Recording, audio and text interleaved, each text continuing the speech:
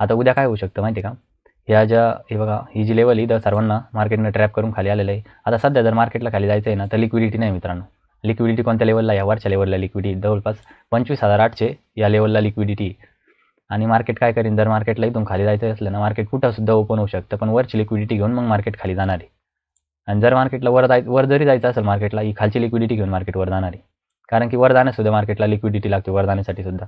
असे one side आपण जे रिटेलर लोक आहे ना, ते मार्केटला थोडंफार वर नेऊ शकतात, पण ट्रेंड चेंज नाही करू शकत. ट्रेंड चेंज करण्यासाठी मोठा पैसा लागतो.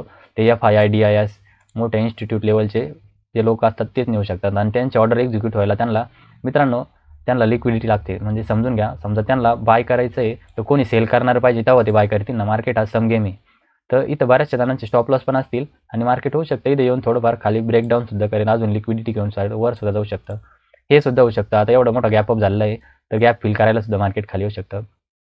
पण आता सध्या या साईडला आपल्याला सांगायला काहीच नाही, कारण की मार्केट जर हळूहळू वर गेलं असतं तुम्हाला समजलं असतं कोणत्या साईडला कुठं कुठं बऱ्याचशा लोकांचे स्टॉप लॉस आहे काय. पण इथं सांगायलाच काही नाही, कारण की मार्केट डायरेक्ट गॅप अप होऊन झालं. इथं फक्त एक सायकोलॉजिकल लेवल आहे 25,500. हा तुम्ही एक सायकोलॉजिकल सपोर्ट धरू शकता. आणि वर जर जायचं असेल तर तुम्हाला सांगितलंच मी, तसं मी लाईव्ह मार्केटमध्ये तुम्हाला सांगण्याचा प्रयत्न करीन मित्रांनो. आपले फॉलोअर्स सध्या फक्त 32च आहे, त्यामुळे मला लाईव्ह येता येत नाही मित्रांनो. नाही तर आपले फॉलोअर्स 50 झाले तर मी रोज सकाळी जवळपास 9:30 मार्केट